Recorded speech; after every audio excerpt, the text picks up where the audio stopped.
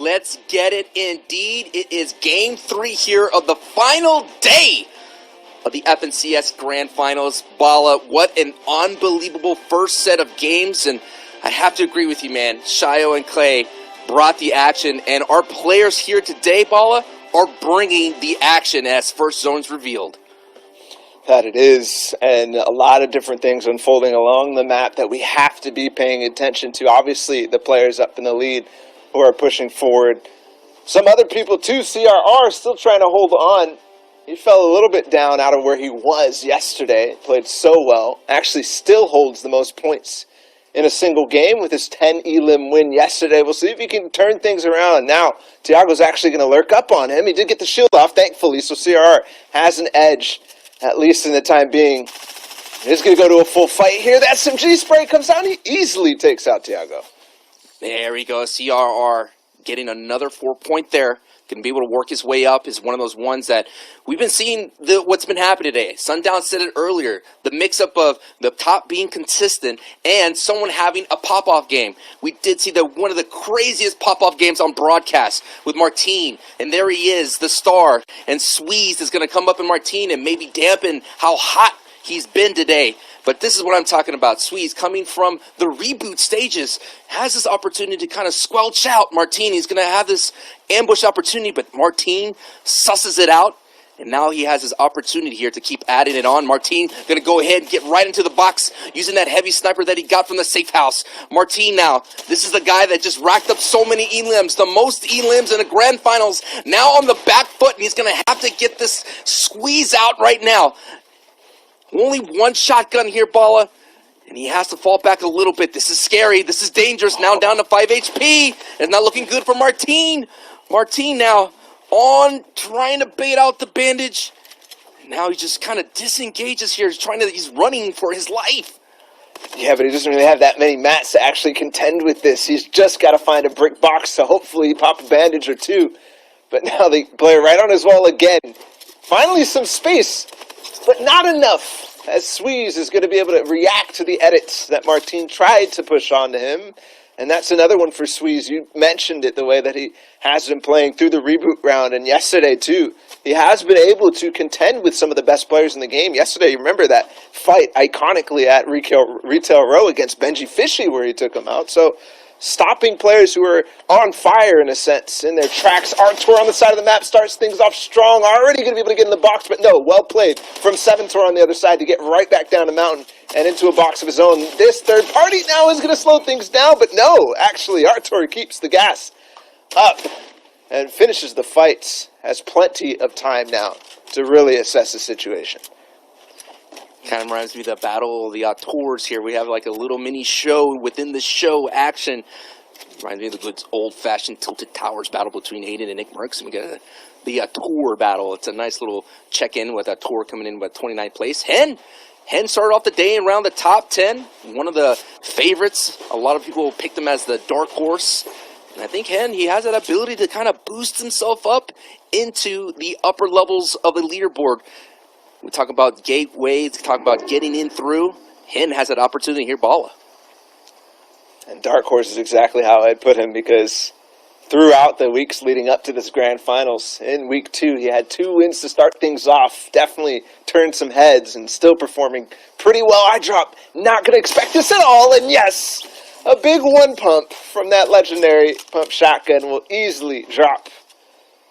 I drop former Mr. Savage duo partner now, trying to make his path by himself, something that he was harping on. And I'm not sure exactly where he... Actually, no, I do, thanks to Zeke in the back, dropping me the knowledge. 36th place for iDrop yesterday. He's at 70 points, so Hen not too far ahead of them. That's one of those interactions that you have to wonder if that's going to put Hen, really solidify his spot at 15th right now. We're looking at Anas, who took out Mr. Savage in the last game. This fight that's been unfolding throughout all of the games. Every single 6 game yesterday happened, and Anas came out on top of Frenzy. He's going to do it again. This guy does not stop. Every single time this early game fight happens, he's there. But this time, it's different because there's a third party in the mix, which was not happening yesterday. And Anas, now down low, is going to have to reload everything. The player up above not really joining in, not joining the fray at all. And he's going to back up. That's Verox up on the hill.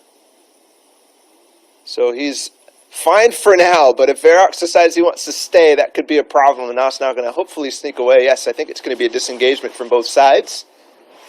And it's going to be A-OK for now because Anas all the way down south, there's actually plenty of room for him to work with in that first zone. A lot of space to build outs down in the south of the map and around the corner. It's going to be really nice. Alpha now moving out of Frenzy Farm as well. And he was 59th place yesterday with 50 points. The key here, guys, if you're new to watching competitive Fortnite, is trying to find yourself space. Yes, you want a good loadout out of spawn. If there's any fights that you can be taking that are not risky, you want to be taking those for that extra loot.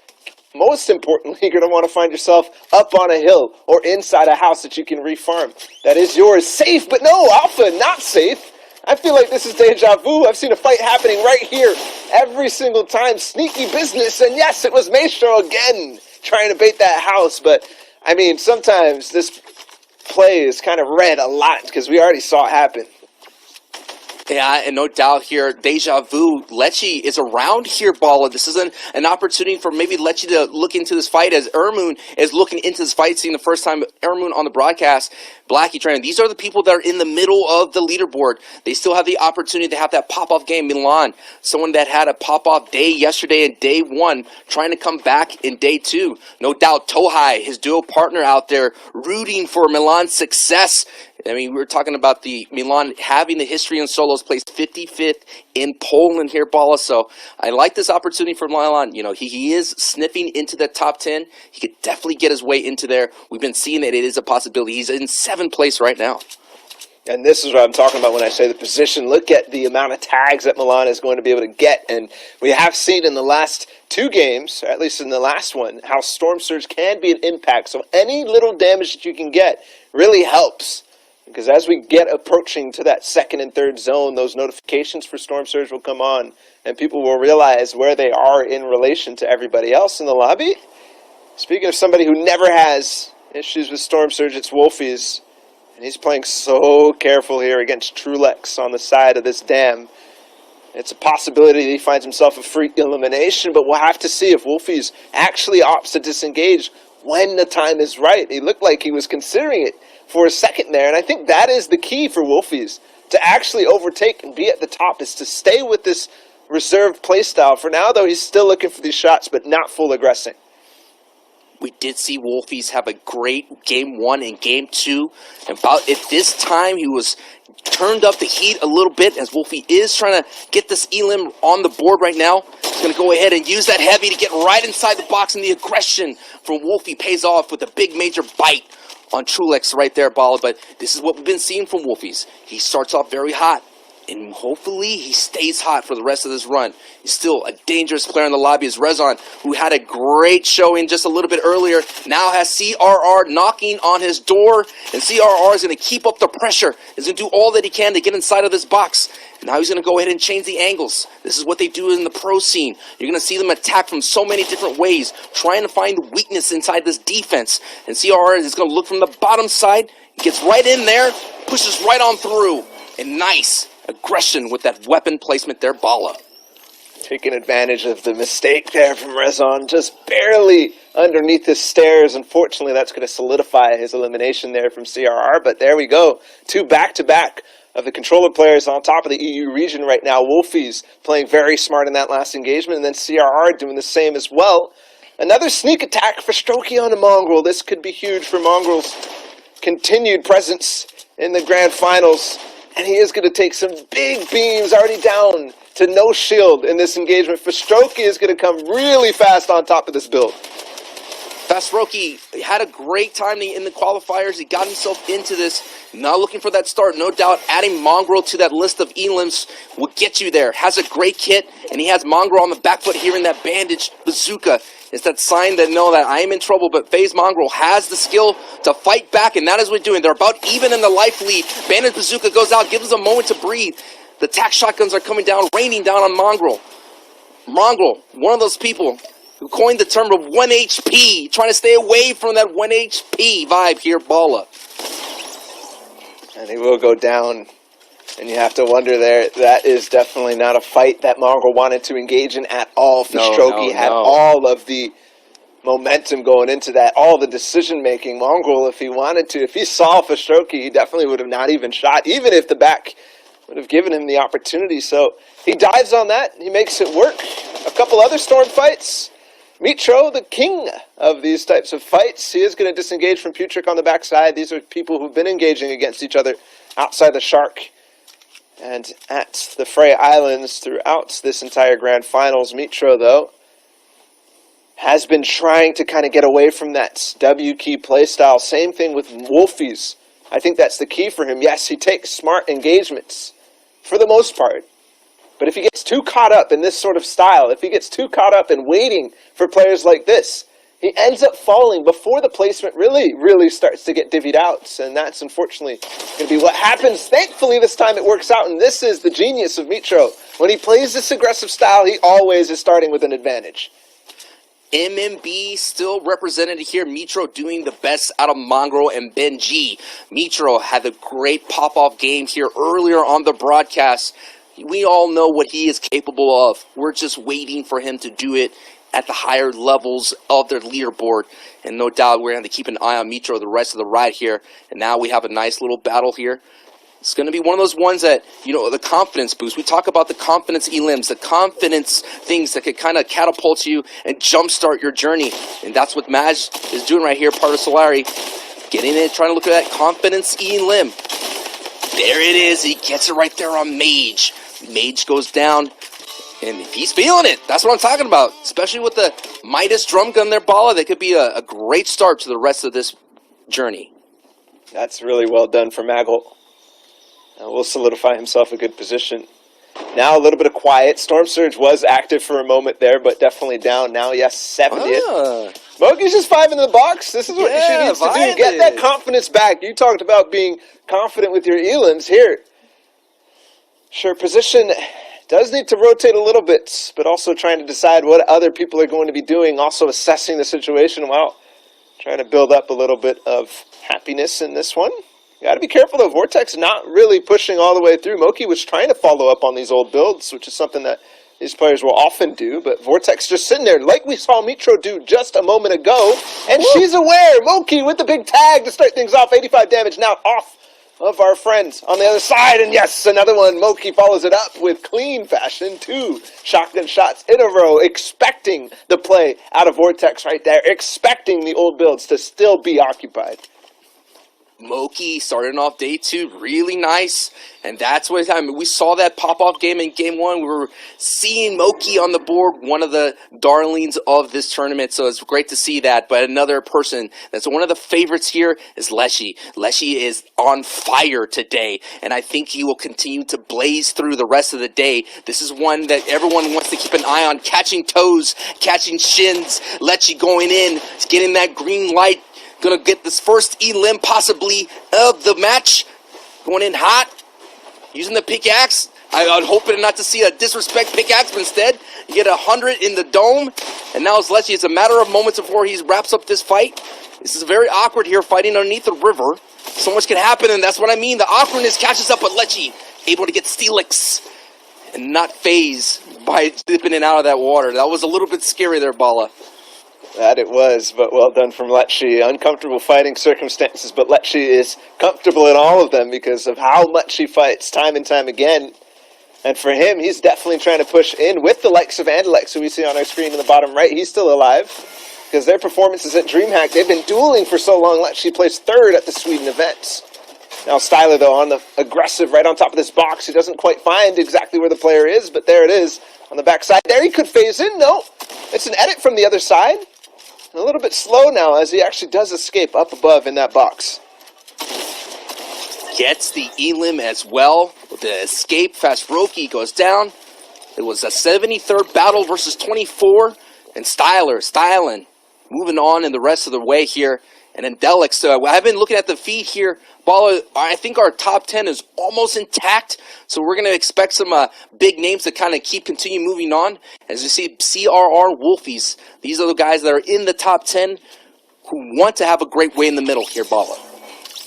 CRR goes down. Unfortunately, that's the end of him. Whoops, Wolfies my bad. I didn't didn't mean to do that. Take the spoils from that one. Because Yes. 4ZR beams him from range, so now with that, an impact, a refresh for Wolfies. He gets his mats back up, but goes in the box. He's in the cone, yes, and he finishes it off too. Knows the HP situation, the information that he needed to solidify that onto Kylie. And Wolfies now looking very good for this one. And you talk about this is maybe the first time our top 10 might be a little bit more intact than normal. In this case, yes, this is the first time we're really seeing Wolfies at this stage of the game, at least today. But on the other side of things, Aqua is up on height again. Yes, we're still in that third zone, but potentially very soon we're going to reveal the fourth, and we're going to reveal the fifth. And if he's up here again, this could be potential for Aqua to be going again towards the top of this game. Aqua, the World Cup champion with Nyrox. Nyrox cheering on his duo partner here. Aqua trying to be, the stats don't lie. He wins every, oh my goodness. The deal gets the real deal hits from them. Aqua getting another elim, but Aqua is one of the most consistent players we've been saying throughout the broadcast. Almost getting 2 wins in every grand final that he's in, Bala.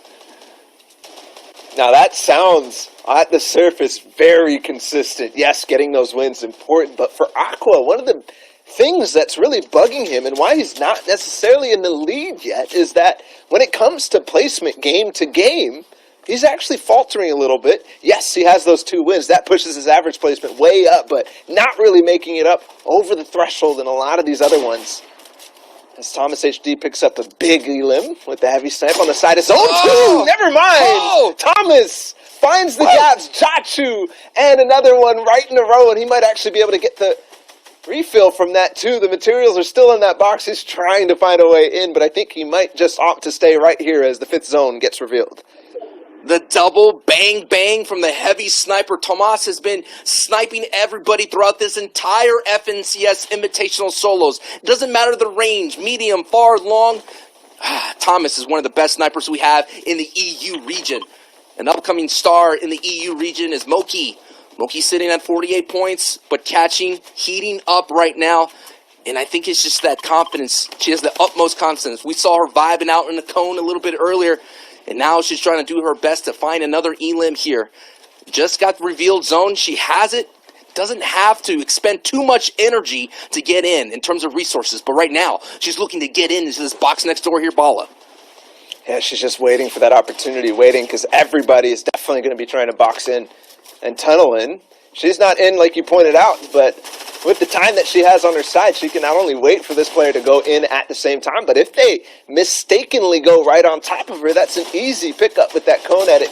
Catch her in the box. Wolfie's in the box with Benji, and he does escape just with his life. Moki in a dangerous field of players right in front of her. There are so many big names. Here's the pickaxe. She's staying in the floor, so it's phased, but no, Anas reads it, sees that yellowed floor, and immediately responds to Moki, who had a brilliant idea, but no, it doesn't work out. Anas, who's still pushing up with 130 points. That's why I was saying a dangerous fields of opponents.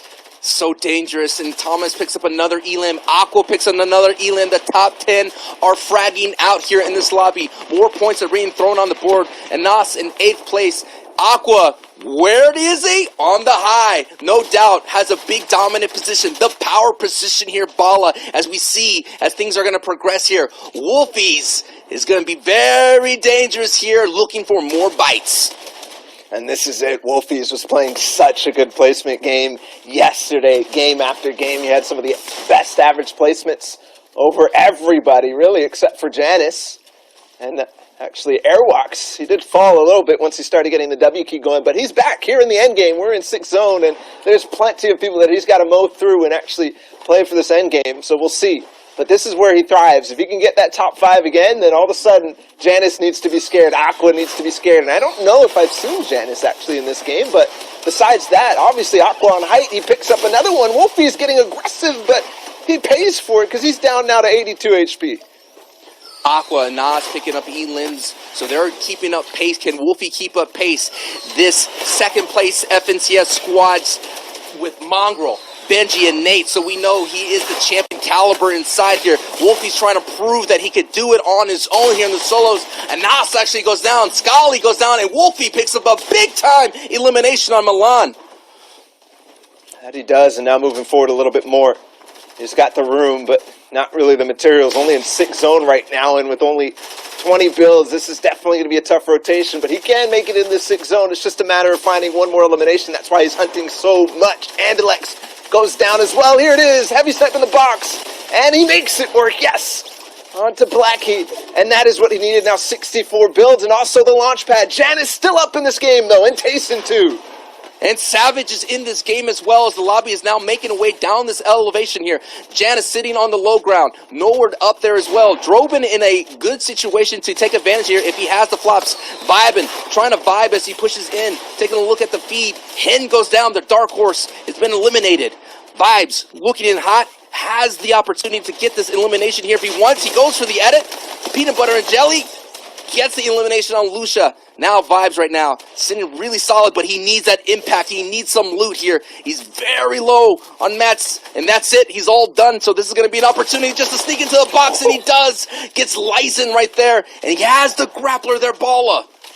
He gets the grapple of the AR too, but a mistake just for a moment. He is going to grapple up towards height. I'm wondering who's up there, because Vibes right now has the opportunity to really do something in this one, but only 7 builds. He can't really contest too much if he did go up, so opts to drop down, but the RPG too, there it is, Mr. Savage goes down in 8th place to the hands of Vibe. A harpoon from high ground too, that could be huge for whoever that is up on there to grab a couple more materials from that impact.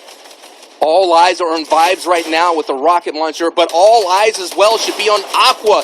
Where is this man doing? He is on fire with the power position here, Bala. That he is, but Jannis takes it from him. He yoinks the high ground with a nice retake on that one, and we could be setting up for a 1 versus 1. No, Jannis actually gets him. He falls to the zone, so we're seeing Jannis possibly now overtaking, possibly going to get his first win, too. Cammy takes another one. It's a top 3 situation, possibly even setting up a 1 versus 1 between the former duo partners of Jannis and Tayssir. This is a big time. We got 1st place, 4th place in the fight. Cammy is in here as well. This is going to be a high time here. Victory Royale intimate here. Top 3 situation. Cammy with the defense on Tayssir. Now it's a 1v1 Bala.